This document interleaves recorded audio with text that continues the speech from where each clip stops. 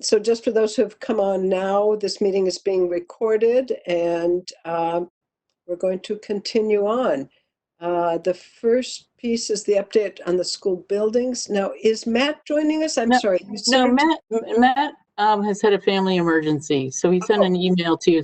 And then you emailed him back on the agenda items, and I haven't heard from him. So I'm so sorry. I didn't realize he couldn't come because of a family. Yeah. He just asked, "Do you need me?" And so that's why I. Yeah. Well, so he may try to call in, but I'm not quite sure. No problem. I will do my best on all the building projects and what I know. The Driscoll project had a working group meeting on Monday and then a community meeting on Wednesday. I didn't attend the community meeting, but I did. Rob and I both did on the community meeting.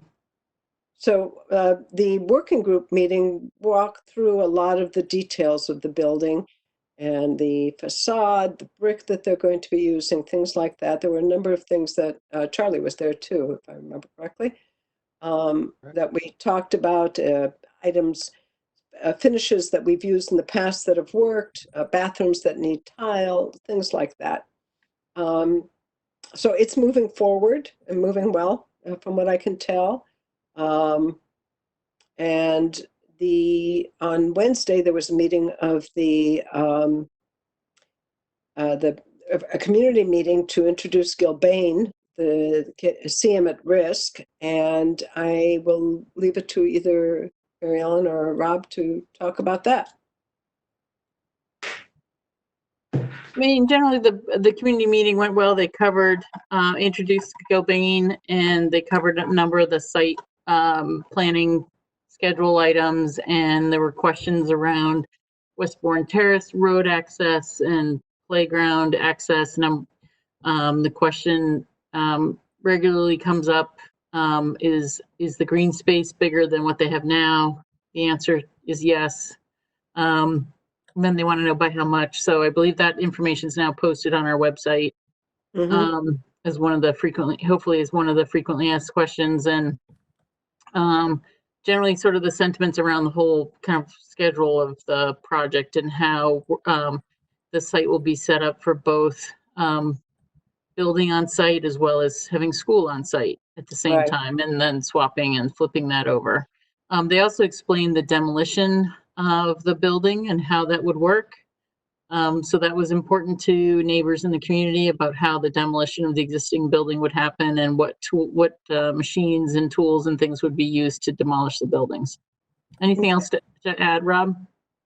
One thing on the facts for the frequently asked questions, those we're working on compiling those questions and getting the answers straight at this point. We should have those posted by the end of the week, tomorrow. But yes, so you hit on all the questions. We worked on, Gilbane spoke about access to the buildings, both during construction and during demolition, play space for the kids during both.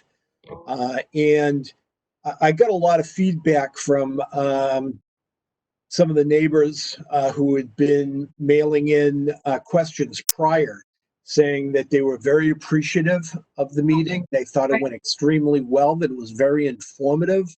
And they were saying that they felt really great to be a part of it, and they're looking forward to that level of communication going forward. Can you forward those emails?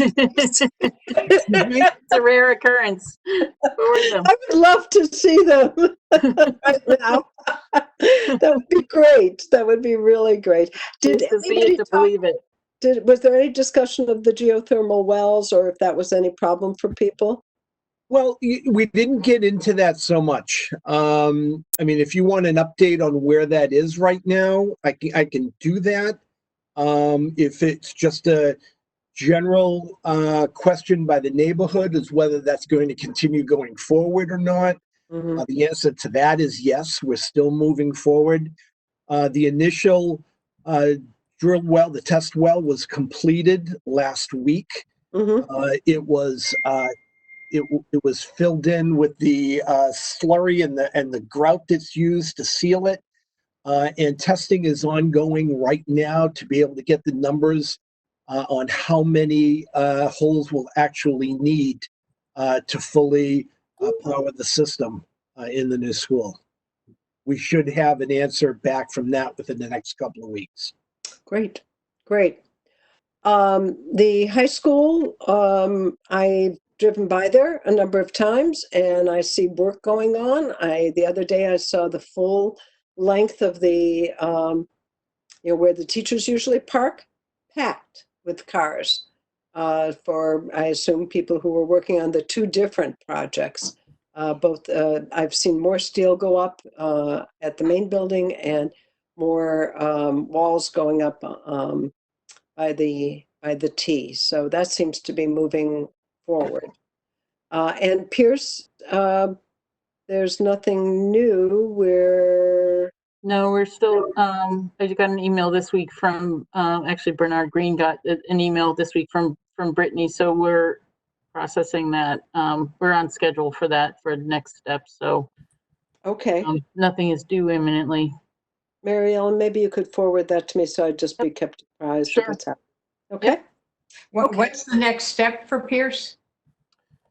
It was about the process regarding the selection of the feasibility. It's about feasibility and getting into feasibility. So, The Tony- OPM, the owner's project manager, is the next step from my recollection. You can't start the project without having an OPM on board. Right. They were forwarding over the educational plan to them and starting to work with MSBA as far as putting together the proposal, the request for a proposal. Right. So we, Tony was so we can get that feedback from them, see who's interested, and then we can start the selection process, which is supposed to start in about towards the end of June. Okay. Robin, I'm just going to stop for a second. Robin, if you wouldn't mind sending a new email to Barbara. She's having difficulty getting in on the call. Sure, I So can do that. Appreciate that. Thank you. Carla, were you going to ask another question? I'm sorry. Carla? No? Okay. All right. Let's go to Charlie. Charlie? Hi. I understand that there's some building repairs and maintenance that might be happening between now and June. Yes, so we have the $250,000 reserve fund transfer from energy to repair and maintenance. And as we discussed, I've started on some of the summer work that we normally do after July 1st, using some of that money. And there was a meeting between the building department and the school department on a list of items that are deferred maintenance that would be good if we can get it done. And they range from doing some painting and flooring, getting the SEC ready, to potentially doing some gym floors, resanding and polyurethane. So the goal is to get all that done before June 30th. I think we're in good shape. Great. A lot of contractors are out of business because they can't get work. The ones that are still in business are desperate to find work, so they probably will start very shortly. And Great. we're doing very good. What about Charlie, window I'm sorry, washing? could I ask a question real quick about doing the floors in the gyms? Would that interrupt any use of any gyms in that buildings for voting places? No. No. Okay. The voting is going to happen on June 9th. Yeah, the one of the floors is the phys ed building. The voting is going to happen over in the sludge gym, as an example, so they won't Okay. get near each other. All right, thank you. Sorry about that. No problem. So how many gym floors are you doing? Well, there was a discussion to do 3, and we're still working on the final total. Uh-huh. And Matt's been working with Karen on that. Probably 1, maybe 2. I don't have the final number yet. There's Okay. still a lot of balls in the air about the final list. All right. But where you're moving forward on it, it sounds like. Yes. And what about window washing, my favorite subject? There's not enough money to do window washing. Your favorite One subject. building. One building. I'm sure window washers need work right now. They do need work. Yes, a lot of people need work, but we just have limited funds. Okay. Can I ask a quick question? Sure. Maybe has a long answer. In anticipation of schools, of the schools reopening at some point, whether it's September or November or January, whenever, what if any kinds of interior work has to take place, similar to some of the plans to install more plexiglass partitions in public buildings for people who are working in those buildings? Has there been any thought given to what would be happening in school offices, for example? Well, Mary Ellen, Matt, there's been emails going back. I'd like to get together with the school department next week to find out their thoughts. There's some discussion about the secretaries coming back first and what that would entail as modifying an office. From what I understand, and Mary Ellen can jump in here, the secretaries would be by themselves. The building would not be open to the public. So call it Okay. as phase one. And then phase two would be opening up to the public. So there'd be a need for another series of modifications. Was Like third what? bring the children in. I know you haven't discussed it yet, but we don't have another meeting for another month, so I'm just So curious. what Charlie is doing with all the departments is what sort of plexiglass kind of barriers, the kinds that you see in grocery stores and or other retail areas, and sort of strategically placing those and where do they need to be placed. Some of our secretaries already have, sort of already have windows or sort of coverings. The expectation is that our school buildings will be locked. They're not going to be open generally for the public, but in town hall, for example, we have to look at the desk areas. There are probably 3 or 4 spaces that will need some sort of plexiglass shield. And to really kind of look at the schools and sort of see where they're sitting. It's really around our 12-month employees that are going to be working through. And then summer school, are we opening for summer school live? Are we doing remote or a combination? And kind of what does that look like for those that are in the office, in the school offices? And are they 6 feet? Some stations are 6 feet. And it's some of it's about habit forming, is that if you're sitting at your desk and you have a partition between you, you can take your mask off or face covering off. And then when you stand up, you need to put your face covering on because you're about to move through the building. And that's, we're, as the municipal departments are all sort of trying to coordinate together similar expectations so we don't have different messaging to employees, and that all employees are sort of under the same guidance and expectations, and then support that we need to give them, be it face covering, hand sanitizer, shields, how the meeting comes in, like a public meeting. Does the public come in for a meeting, or do we do WebEx for public? People want to meet, talk to people. What are the different, why does somebody actually need to come in to physically see you and to sort of evaluate what that is? And can we use WebEx and those tools instead to have, because people do want a face-to-face, but they don't necessarily need to come in. So we have an option to provide them that so we're sort of trying to do this as uniformly as possible with all the municipal departments so that we don't have different sets of guidance for different groups. What about the teachers' rooms or the teachers' work areas? Any changes to them? We're not at that point yet, so we're still just starting our planning for how September is going to look. Okay. We're doing planning in 3 buckets, assuming the first bucket is we open, and we traditionally as we would open. The second bucket is we open with being prepared to be physically distanced and potentially turning to remote on a moment's notice, to opening in September as remote. Okay. I'm just thinking in terms of where the funding is going to come for each one of these phases or buckets as appropriate.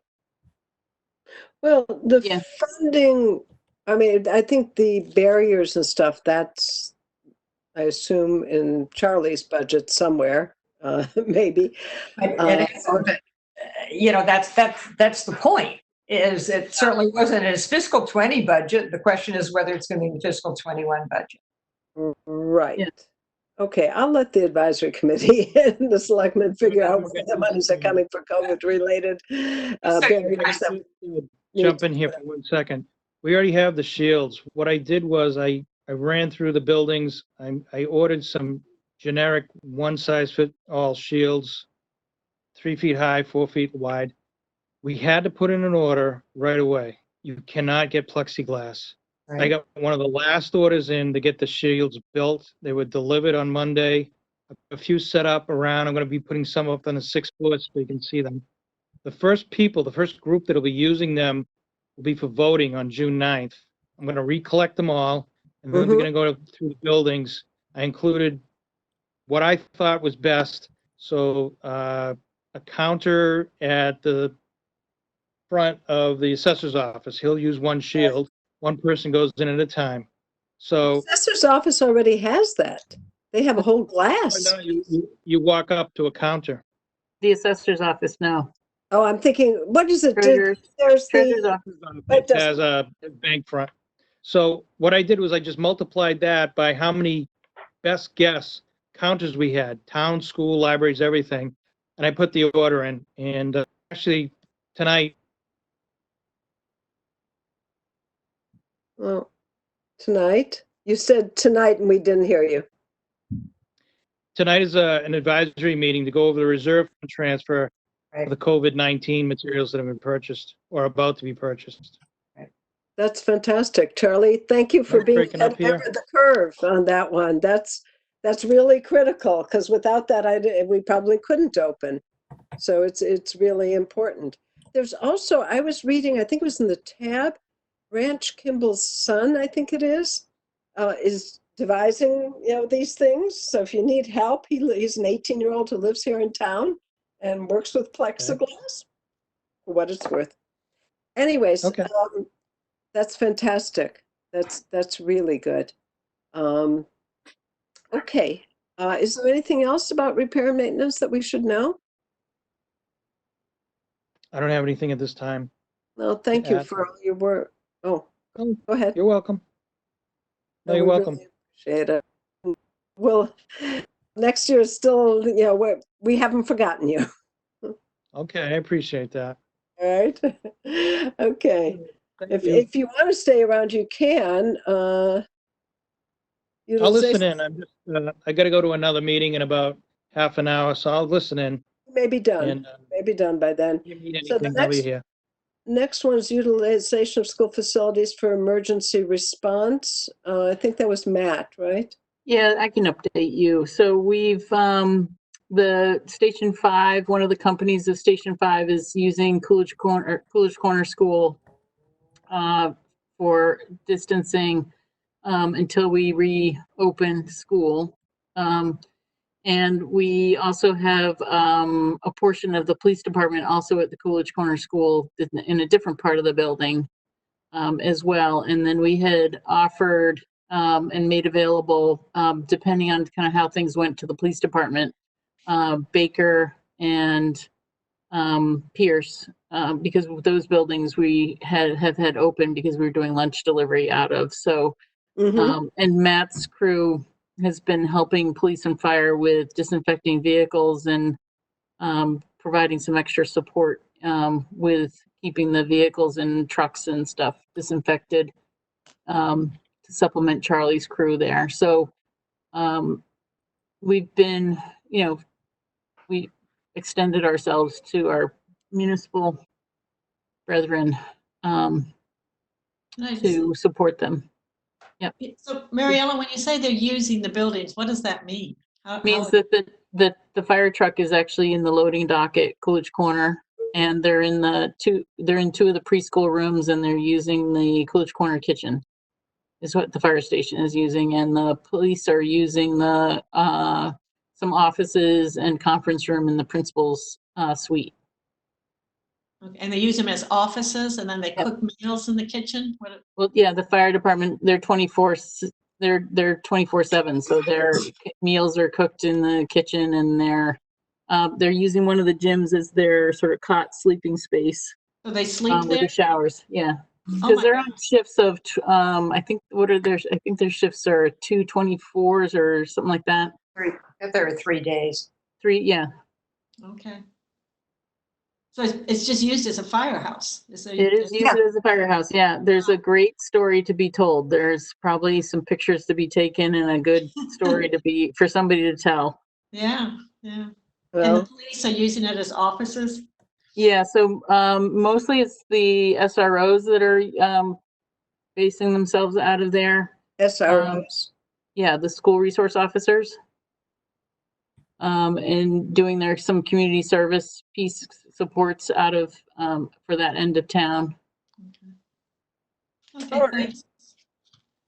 Any other questions about this, about the community use? I think I skipped over the voting and our preparations for that in the schools. I don't remember how many precincts we have in schools. I don't know who was in charge of that. So the town clerk is in charge of that. Ed Clancy is supporting the town clerk for that. And I believe we expanded, or we actually are into Baker. They've also, is that right, Charlie? They're into Baker, which they don't usually use as a site, only because they need to do some distancing of numbers, voter numbers. So Ed Clancy's been working with the town clerk's office to make sure that we can properly support the voting, getting the machines in, set up, ready to go. Your So favorite Baker precinct. isn't being used for precinct 15, but another question that I have on that, I was under the impression that Baker also has a community use currently, maybe also. No. So police were going to be using Baker, but it never came to pass because they didn't need it. So part of what happened, sort of the sequencing of what happened, was that there were a couple of suspected, presumed positive cases of employees. And so there was some concern due to the proximity of both police and fire staff that they needed to get themselves separated and split up.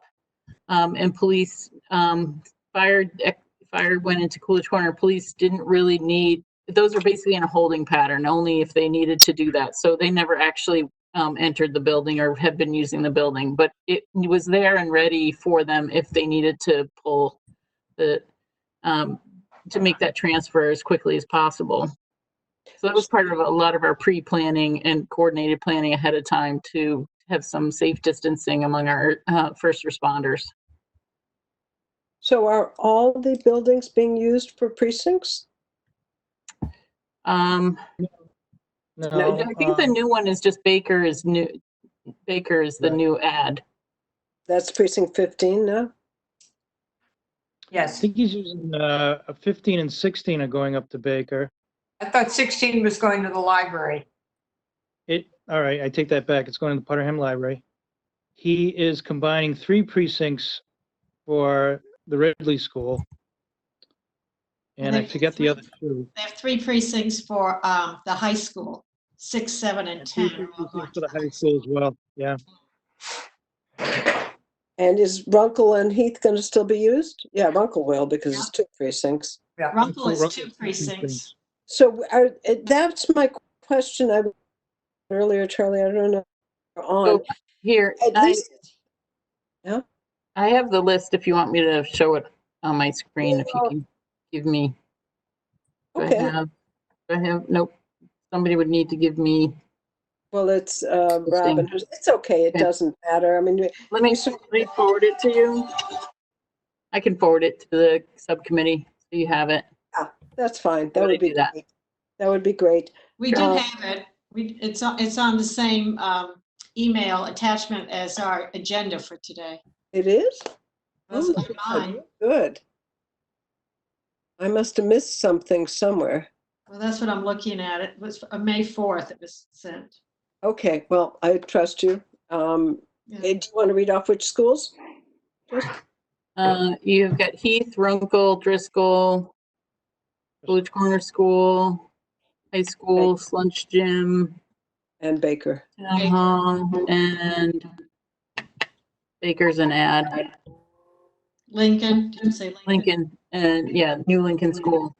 Okay, so one of the things I was wondering is there a way, I mean, at least at Heath, when I go to vote there and you have to walk through the building to get over to the gym, is there a way to make the entrance directly from the outside into the gym? I know there is a door from the outside into the gym. Is there a way to make that entrance to that precinct through that door as opposed to having to, disinfect the whole school? You only have the gym then. Yeah, we had a meeting on Monday. What we're trying to set up is you go in to the voting place where, say it's a gymnasium, through one door, and then you exit another door, so you're not crossing people's paths. So That's to your a good point, idea too. yeah, we're gonna need both doors at the Heath Gym. And I'm not sure which door will go in, but there'll definitely be a need for two doors, and yes, I will need to spray all the gymnasium down the quarter and down to the main office. And I've included that in my estimates as part of the overall voting needs. Okay. All right. Anything else about this? Does anybody has any questions? I believe the town clerk also wanted to make a point that the general election in November, he's gonna need the Yes. schools. And I believe one other, before that, Primary in September, Primary. right? maybe a month or two before that, I don't remember the date. Yeah. September primary, probably. And hopefully the Yeah. turnout will be low because they are encouraging people to vote by mail. That has arrived by mail. It's been in all kinds of online messages. And I think probably we won't have a huge number of people turning out in person. The November election, Charlie, I think you probably know this. We do not have school that day. That was a day that we had already assumed we weren't going to be having school. So that shouldn't be a problem. We'll probably use the same sort of system that you're putting together now for June. But my goal is this time around, as soon as voting is over, we're gonna start picking things up. And I'm gonna start spraying either that night or first thing in the morning at 6 a.m., all the equipment. So somebody would need to get into the buildings to start spraying right away. And then they need to remove the equipment. Now, I don't know what's gonna be happening in November. It's months away. Yeah, If school's gonna be open, it's a whole different situation. I don't know. of course. So, Okay, well, to be determined. TBD. yes. Okay, I think we need to move on. You know what? I'm looking at the wrong, I'm so sorry. I think I have the wrong agenda up here.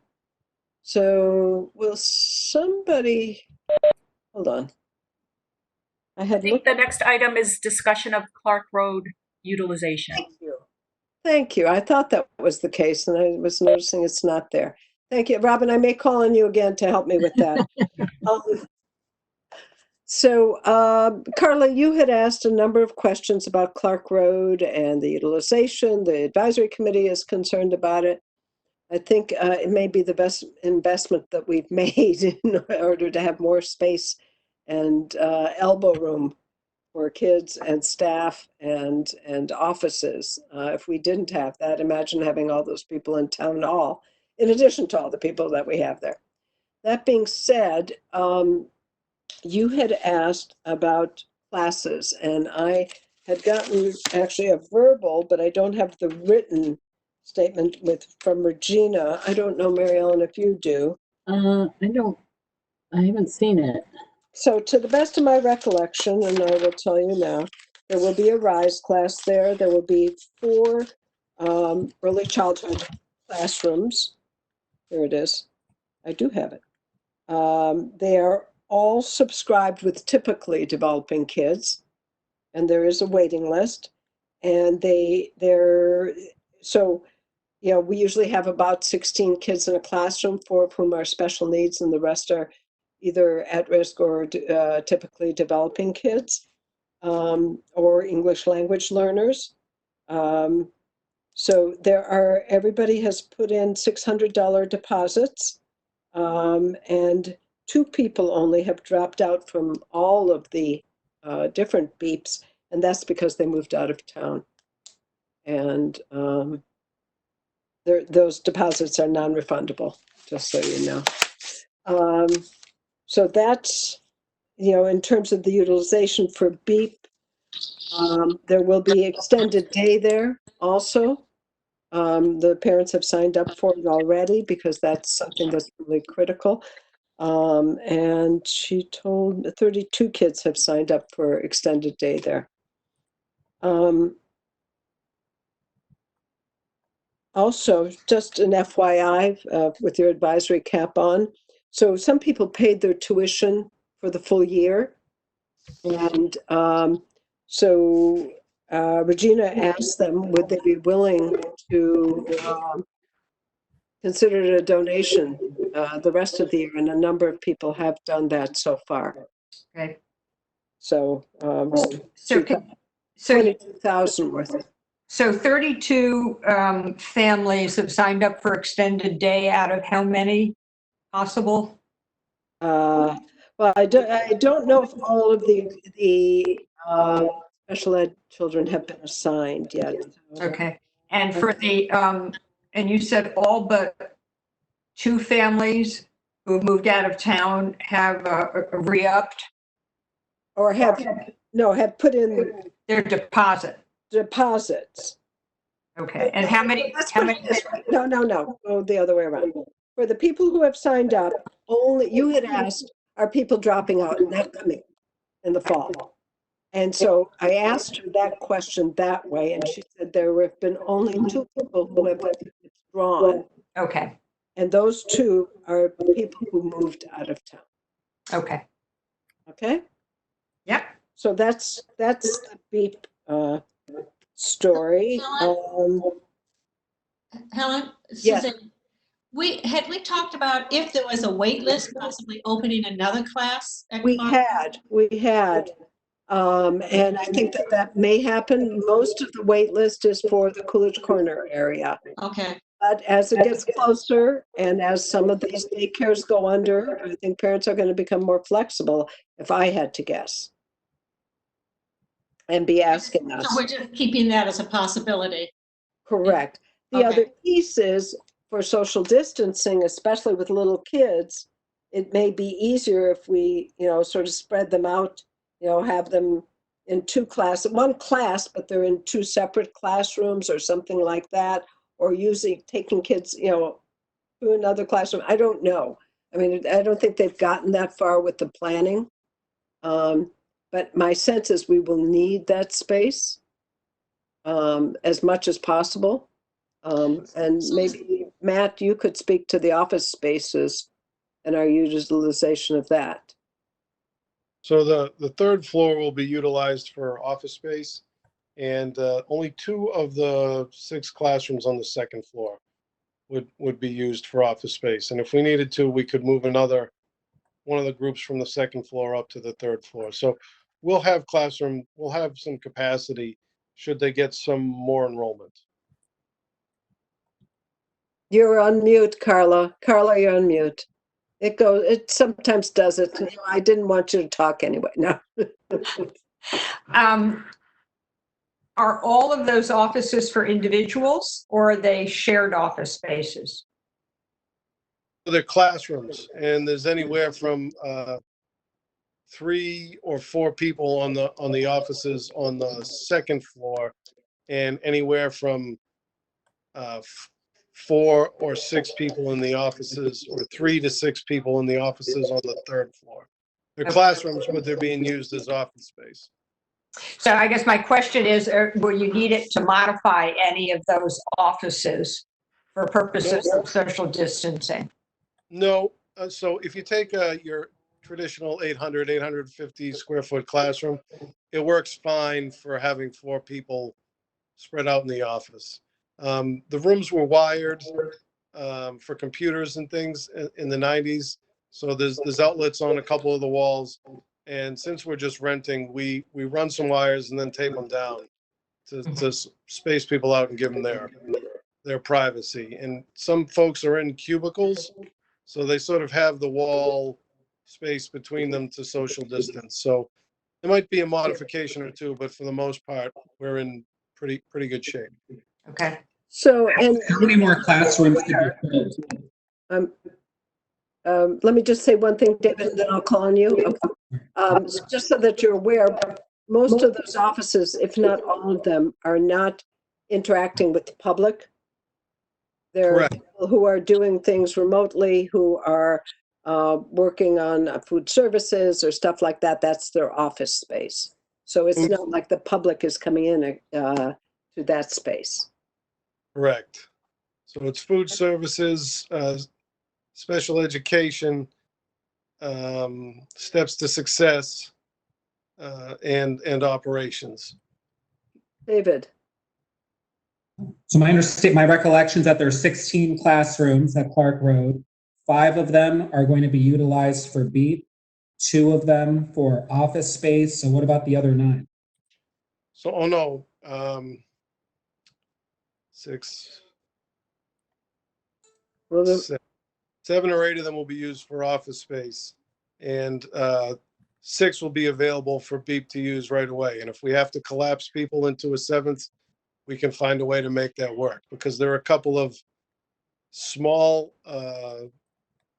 meeting spaces or small offices, and we could disperse people that way. We were trying to leave those spaces open, so when people want to have a small group or semi-private conversation, they can go use one of those 2 spaces.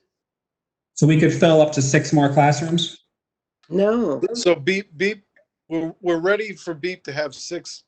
They have 4 classrooms on the first floor. We'll be ready for them to have 2 more on the second floor. And if they got an influx of folks, we could find a way to make it fit, not well, but BEEP would come first, and we'd fit a 7th and squeeze the staff.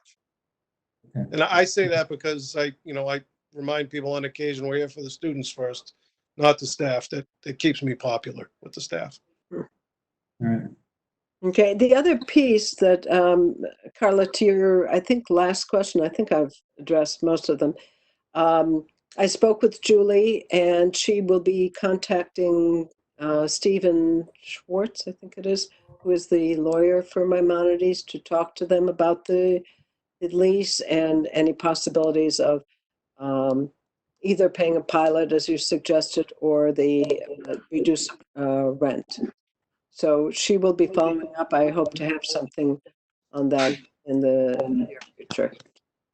Sort of depends if she can get a hold of it. I think that the way I phrased it was to talk about a reduction in rent, and to also talk about, should the circumstances, should it happen that you won't need as many of these rooms as you think you will need now, whether the town could, or the schools could rent only the spaces, would pay for only the spaces they were using as opposed to the entire building. So does somebody want to speak to that? No? Well, our lease says that we have quiet enjoyment of the whole building. So they'll probably initially say, well, that's up to you what you use it for. As long as you're using it for classroom or school administrative functions, that's your business. But that's not my question. My question is, if we're paying for using the entire building, all 16 rooms, plus other amenities, and we find that, and I understand why you're planning for best case scenario, in that you'll have a full complement of office staff there and early childhood programs. But should it happen that you won't need as many of those rooms, are you still expected to pay the cost of of using the entire building? That's really, Per the current lease, yes. I think it's a question worth asking, and we can hope for the best. I think the best possibility might be to get a reduction. The other piece, I think we should be careful about renting out to others in terms of can't- COVID-19, but also the town. You know, there was a thought that we might have Newbury. That doesn't seem, I don't know where that's at, let's put it that way. If the town needed a space, we could also, you know, allow them, like we've done with the police now. You know, having this extra space to move people around when you need to distancing is really very valuable. Our lease doesn't allow it's us. also, it's expensive. You know, I mean, we are looking, advisory is looking to save every possible penny we can, and not just for this year, but for a 3-year period. And I think we just need to think this stuff through and hold on to the possibilities of being able to, you know, chip a little bit away at this item or that item. Newbury, at least as it was discussed by at a public hearing, there was talk about using the existing building for Charlie's craftspeople. But a number of people have asked whether if we took everything that we now have at 2 Clark Road, if we were to acquire Newbury, beginning in fiscal 22, could we move those up to 6 preschool programs and those offices into the academic building on the Newbury campus, thereby saving not an insignificant amount in rent going forward. So Carla, that's already been studied when we looked at Newbury to begin with. Right. And the classrooms would all have to be modified because they're too small. There was a It might be worth pulling out that report from the architects review. I remember seeing it. Yeah, because the classrooms are 600, they're way too small. And there's going to have to be some, and I'm not, it's just, that's a piece of information that's a helpful piece of information to modify, potentially modify people's expectations about how that building can be utilized, because it was studied as part of that purchase, and there's some valuable data and information in there, so it's worth dusting off and pulling out. I don't know whether that study, though, included using those spaces for administrative offices. It did. It actually did. And they would have to be modified as well? Less so, but the big cost was really around the preschool classroom space. For the most part, Newbury is not designed the way we would use it. It's not move-in ready, where There's no Clark playground. Road was designed as an elementary school, so it fits our needs. And since we've had a little bit of practice of moving administrative staff around, we're comfortable with turning a classroom into an office without putting up any walls. And as for like subletting, our lease doesn't allow us to sublet unless we have their permission in writing. The only exception is extended day programs. So we're not allowed to, sublease it to anybody else. I'm just asking that you all keep an open mind here and not think about why this won't work, but how it could work, to use the space in a more flexible way, and particularly if you don't need all of it. That's Well, all. and that's why I was suggesting that the town may need one room for offices that could help them out in spaces that are overcrowded. And they'd probably be amenable. The Maimonides would probably be amenable to that. Right. Yeah. The other thing, Carl, to the best of my recollection, it was almost $10 million to renovate the building to be able to use it for early childhood. It was more. Was it more? I believe it was more, but I also remember there was a fair amount of eye rolling about it, in terms of, we don't have to make this the ideal space, particularly if we're only thinking about using it in a more temporary as in until Pierce and Driscoll are finished. Sometimes you're penny wise and pound foolish though too, because what happens when you open and close places, people don't move that quickly. So it takes longer to get it set so that people know this is going to be here, that they know where their kids are going to be. It's an enterprise and people can go many places. So Right. you have to be able to have a space. It's not just, any four walls will do. So, I mean, at least that's my opinion on the subject, and I think you could hear more from early childhood people about that. There would be the cost of a playground, there would be the cost of many things that, would be needed. I think the biggest cost of that was bathrooms in closer proximity to the classrooms and lowering of toilets, because there were not very many bathrooms in that space, in that building. So Yeah, I think that was the biggest piece is coming and creating those spaces. And we were trying to be creative, even that, and looking at where there was already plumbing. Like there's a janitor's closet in between two classrooms, and talking about using, converting that, and at least where's the plumbing stacks already in the building. So that I think was a bigger piece of that. But it's worth pulling that study out and taking a look at it and see what the potential opportunities are. To your point, Carla, I think that so that people are familiar with, what one review has done, and are there opportunities? I mean, there could be. Maybe it's not preschool. So Allison has the report if you need it. Are there any other questions about Clark Road? Did we address everything that you had asked, Carla? I don't really want to hear you. What? Somebody keeps turning off my microphone. Those were the questions that I had that came to mind. I'm glad to hear that Julie is getting in touch with the attorney. And I think it's an important step, even if it does not bear any fruit.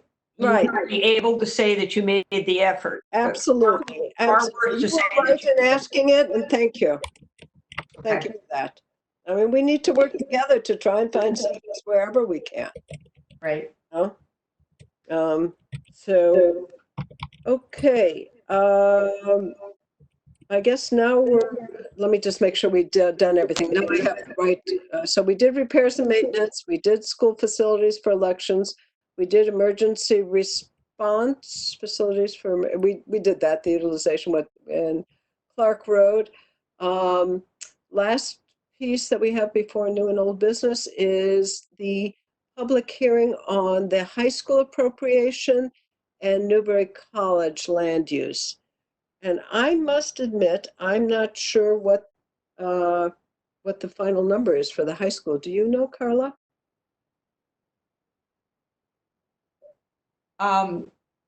You're talking about Article 7? Yes. The last I heard, it was 32 million. That's going to be adjusted by the time town meeting convenes. I think there are a number of answers that have not yet been tracked down. But my impression from speaking with Nancy Heller is that if it's a smaller number, it's not going to be very much smaller. And I think what's on most people's minds is this the last ask? And nobody can say. And that's what makes it even more difficult. I think this is the first building in the 28 years that I've been on the school committee that has been over budget and over time. No, one went over. New Lincoln went over time, took a year longer, but stayed at budget. But this is the first building ever that has gone over budget, and where we've had to come back to the town and ask for money that we couldn't value engineer things out of the project. So it's a pretty good record overall. That's not to say the 32 million is bupkis, it's a lot of money. I do think that the school committee should have a public hearing on this.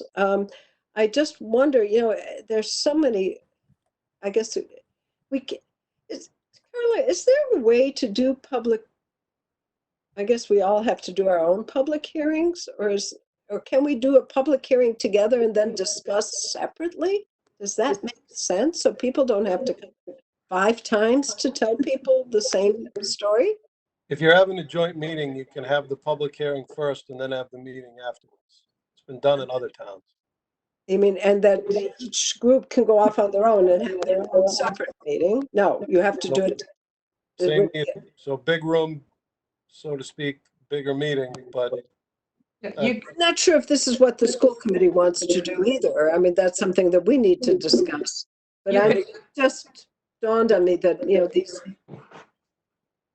there's 3 public hearings that happen for every item. Yeah, go ahead, Carla. the select board and the planning board are having a joint public hearing on the Newberry articles. The select board will not be voting at that time. I think it's perfectly possible to have several groups holding a public hearing, and then you adjourn the public hearing, and then each group can go off and have its own public meeting, at which time they discuss the issues, but do not have to accept any more public comment. And it doesn't have to be at the same time, right? No, it just has to be posted. Right. If you're gonna vote on it then and there, then that has to be posted. If it's just for informational purposes and for getting public input, Mm-hmm. you don't have to subsequently vote, but you do have to post the meeting of when you do vote. I think the bigger problem is, and it depends which platform you're using, I think the bigger problem is having a lot of people with microphones open. Yeah. Well, that's something the school committee can decide what they want to do.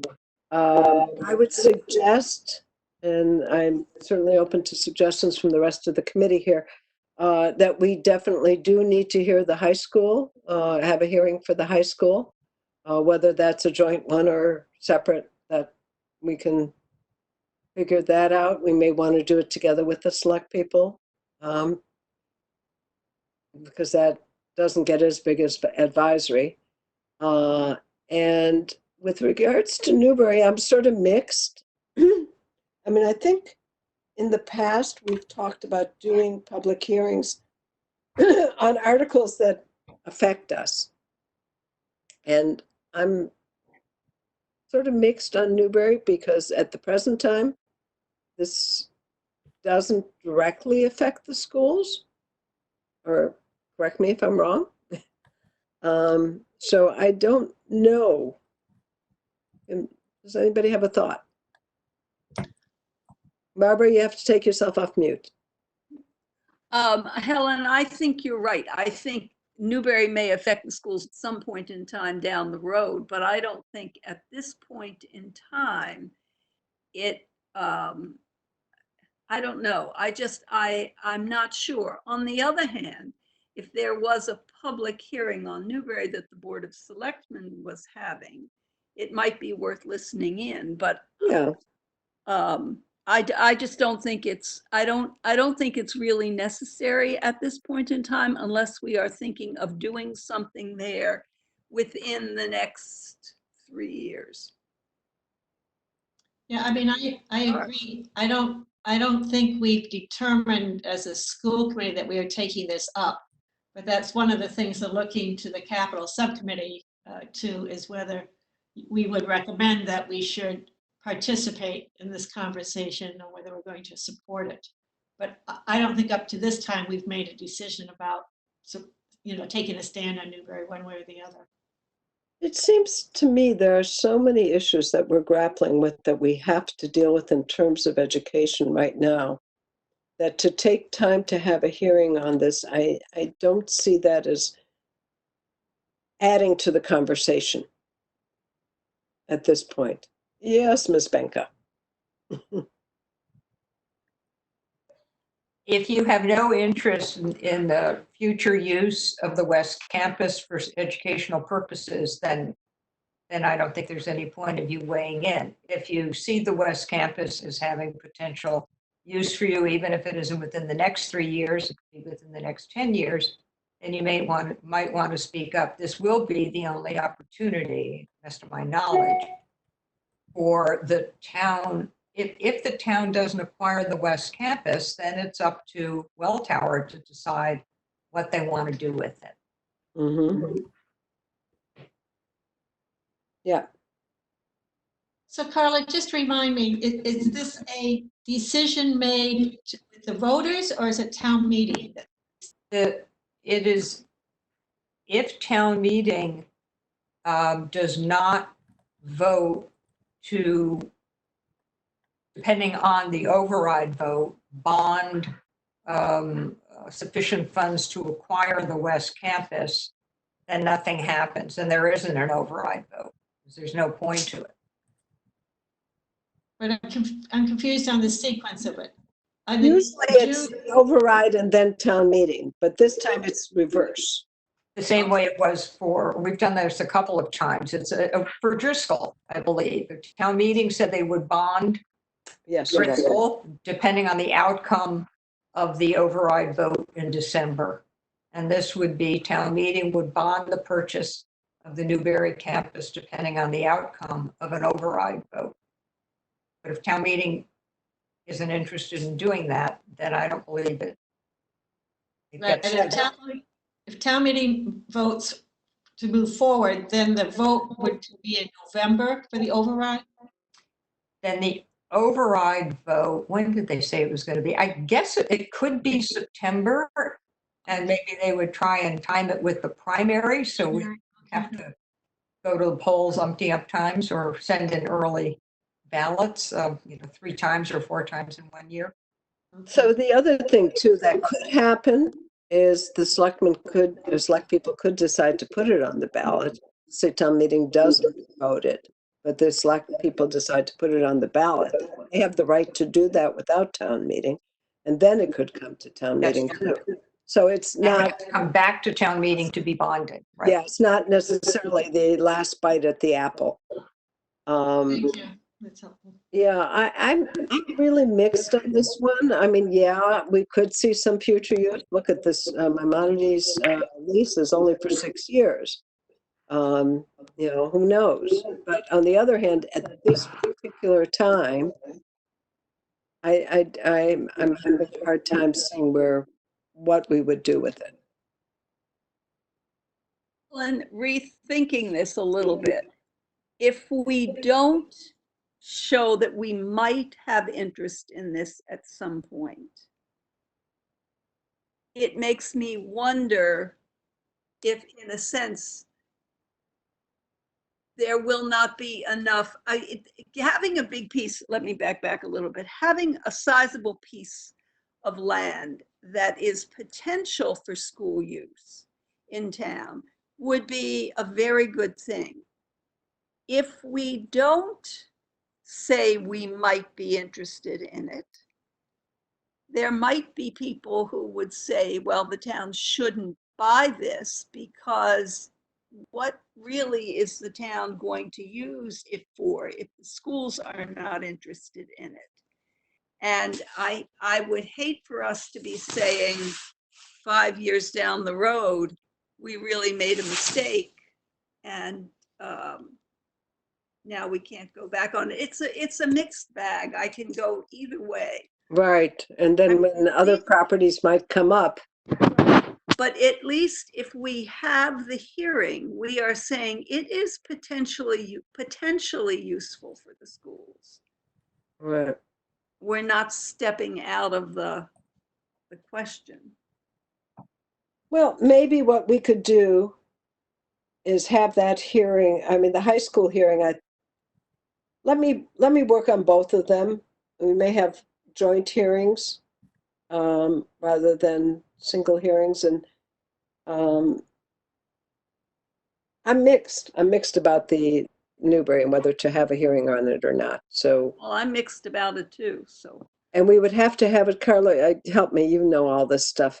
The hearing would have to be by when to weigh in?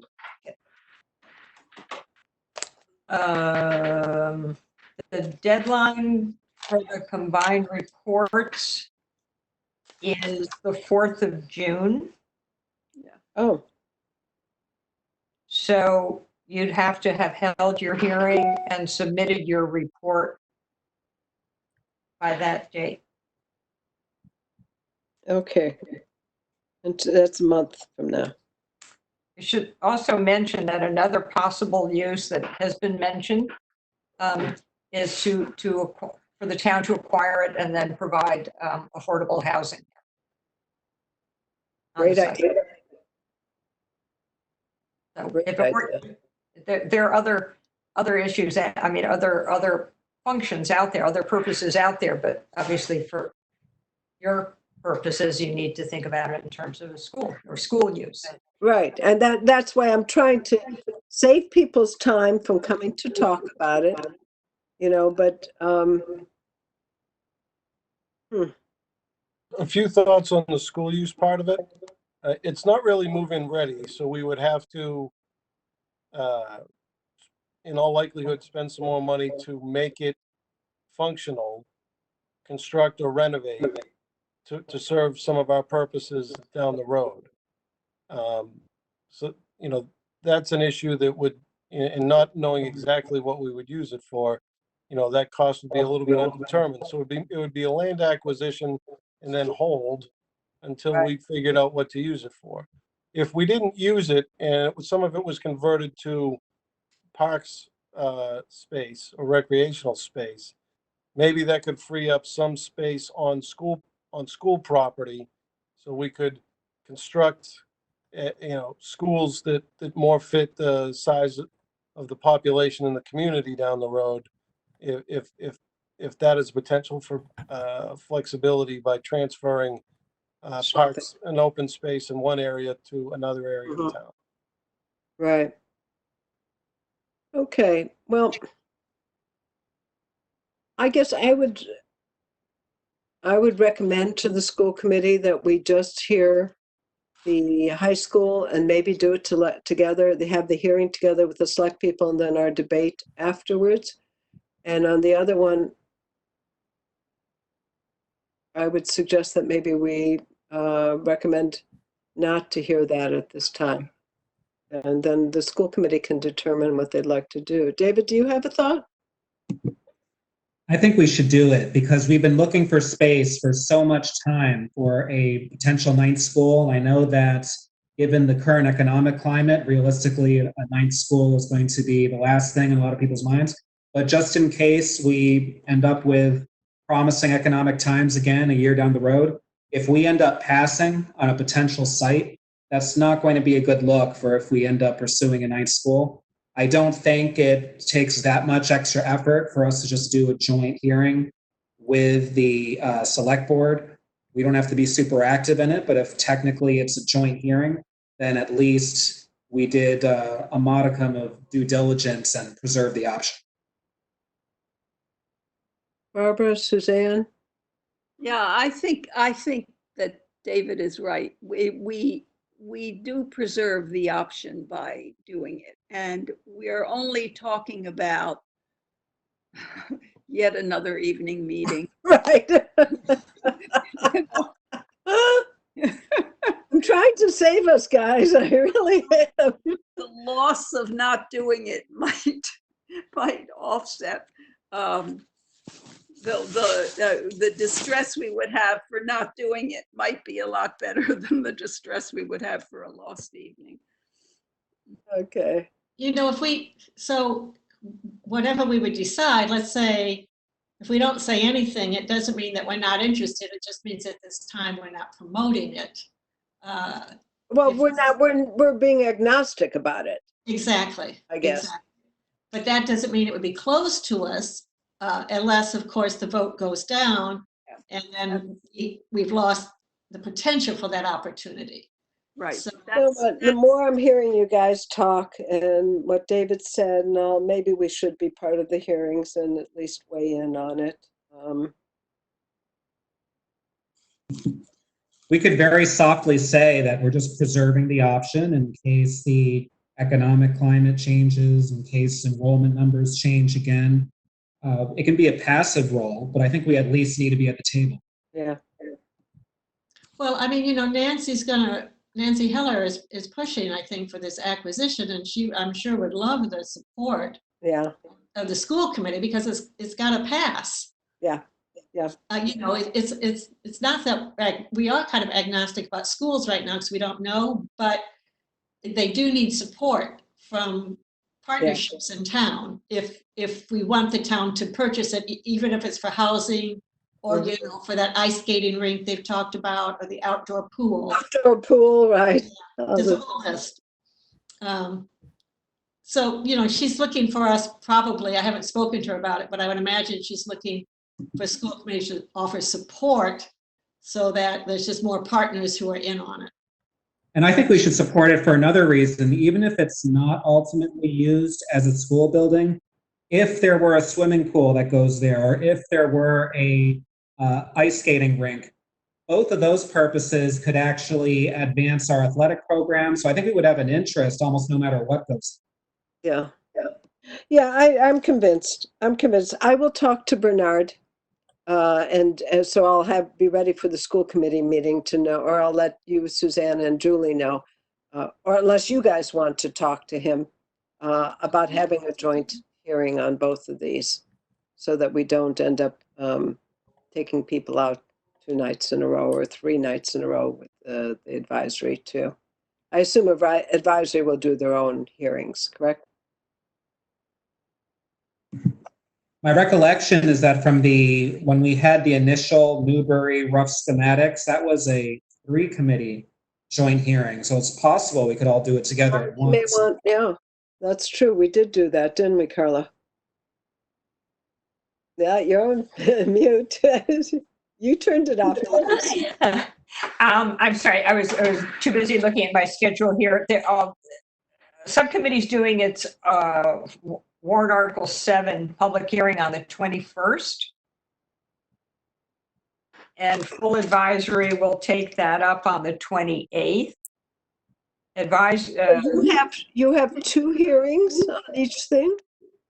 No, I said the capital subcommittee is having a hearing on warrant article 7 on the 21st of May.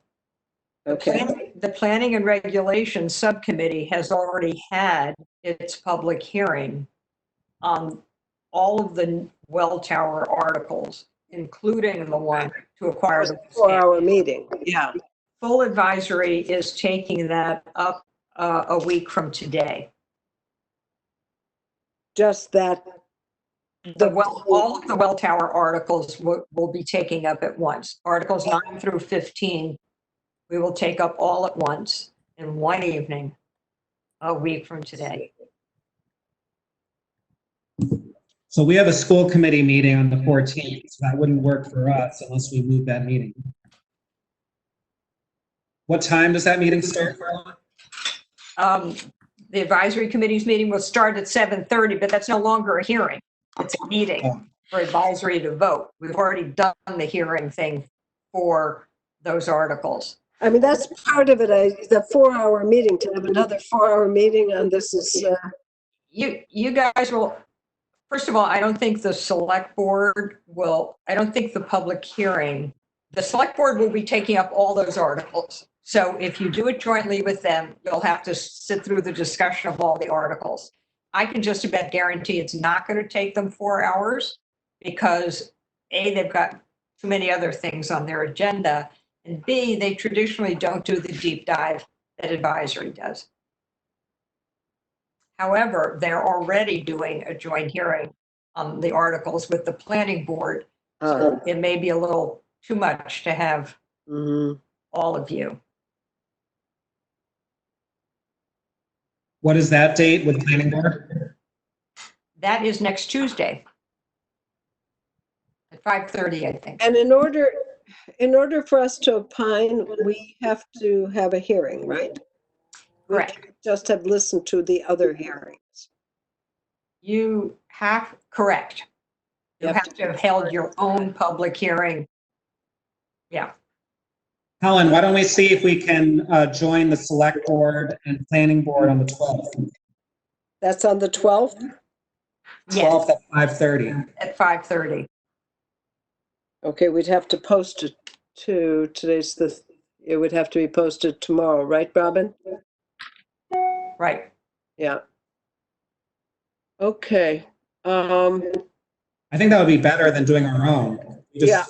And even if only 5 of us can make it. And are they doing the high school too at the same time? No. Of course not.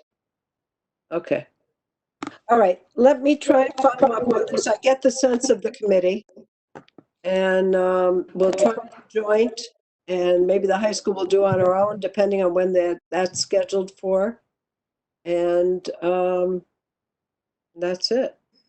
Is there any new or old business? I'm looking at all of you. We can end early, guys. Actually, we do need an executive session just of the committee to vote some executive meeting notes. So I guess I will make a motion to meet a motion to adjourn this meeting. Let's start with that. Second. Okay. Well, wait, I guess don't adjourn if no, I'm not going to adjourn this meeting. Sorry. I'm going to make the motion to go into executive session pursuant to Mass General Laws, Section 30A, Purpose 7, to review and approve executive session minutes from the following meetings: August 13th, November 12th, August 13th and November 12th of 2019, January 6th of 2020, and February 11th of 2020. And I will need a roll call vote from the members. We will not be going back into open session after that time period. So Barbara. Yes. And Suzanne? Yes. And you seconded it, right? I did hear you second it, didn't I, Suzanne? The Well, I motion? think Barbara, but I'm happy to second. Oh, Barbara seconded. Okay, perfect. All right. Well, thank you, everybody.